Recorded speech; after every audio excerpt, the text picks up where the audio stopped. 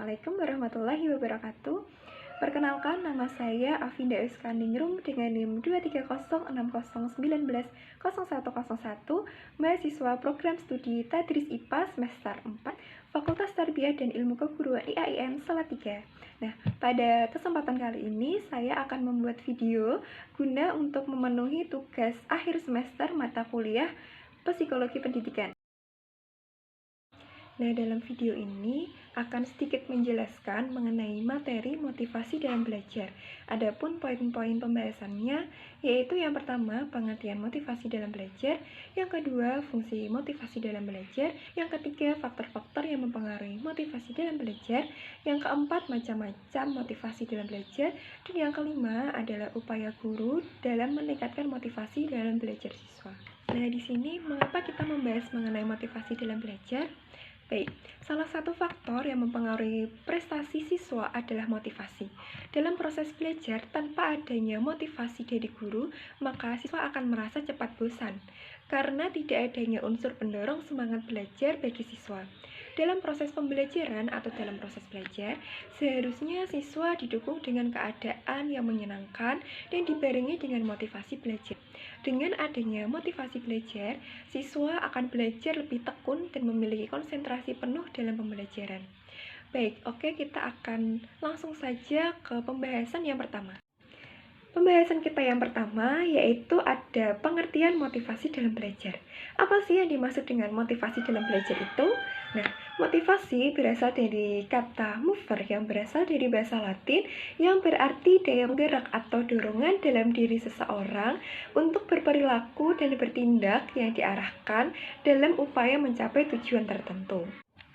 Nah, dari pengertian tersebut jadi dapat ditarik kesimpulan bahwa motivasi belajar itu merupakan keseluruhan daya penggerak di dalam diri peserta didik yang menimbulkan kegiatan serta memberi arah pada kegiatan belajar pada peserta didik atau siswa. Setelah kita mengetahui mengenai pengertian motivasi dalam belajar, kita lanjut ke topik pembahasan yang berikutnya. Pembahasan yang kedua yaitu mengenai fungsi motivasi dalam belajar. Nah, dalam keberhasilan belajar mengajar ini dipengaruhi oleh adanya motivasi belajar siswa.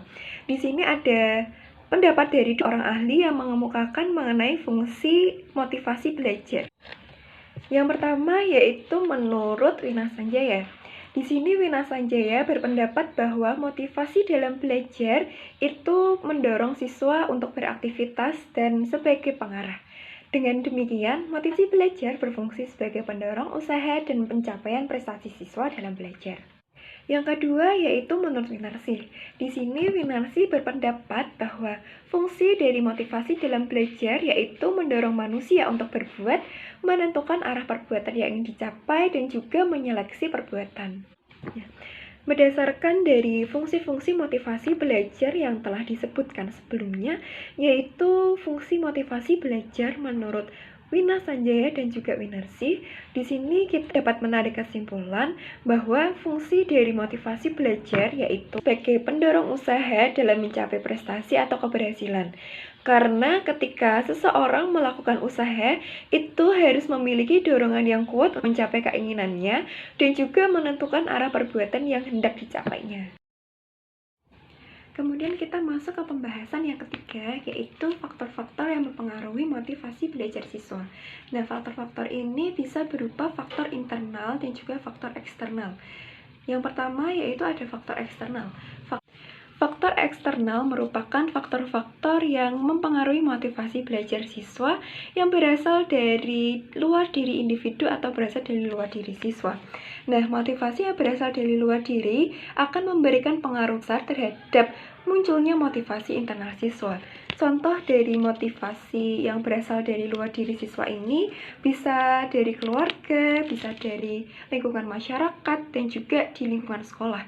Kemudian ada faktor internal. Faktor internal ini merupakan faktor-faktor yang mempengaruhi motivasi belajar siswa yang berasal dari dalam diri individu atau berasal dari dalam diri siswa. Contohnya seperti jasmaniah, Selanjutnya ada faktor-faktor yang mempengaruhi motivasi belajar siswa menurut Kompri.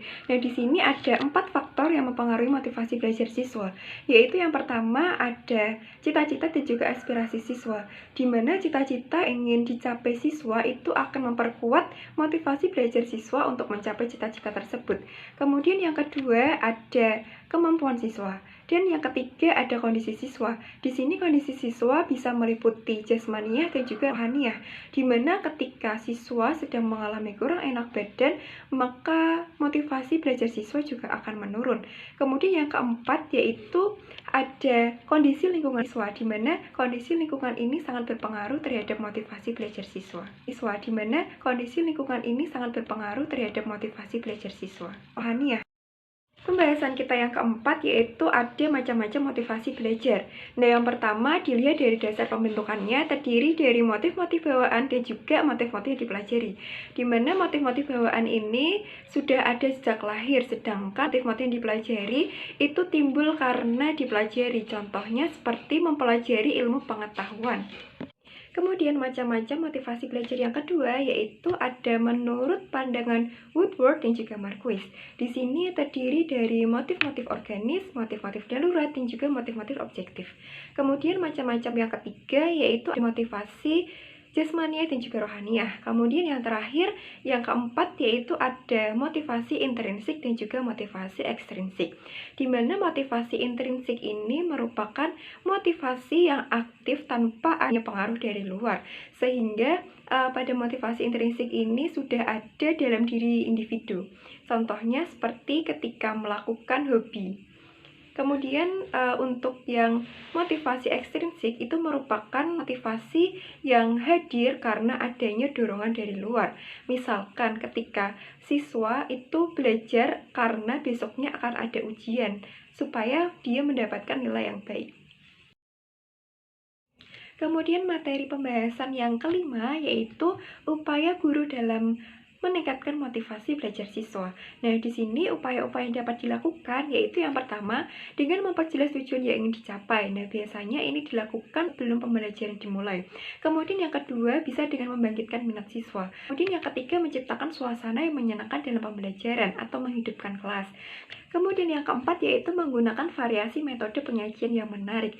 Nah, hal ini bertujuan supaya siswa tertarik dalam pembelajaran dan tidak cepat bosan dalam mengikuti pembelajaran. Kemudian yang kelima yaitu memberi pujian atas keberhasilan siswa, memberi penilaian, memberi komentar terhadap hasil kerja siswa, dan juga menciptakan persaingan dan kerjasama antar siswa.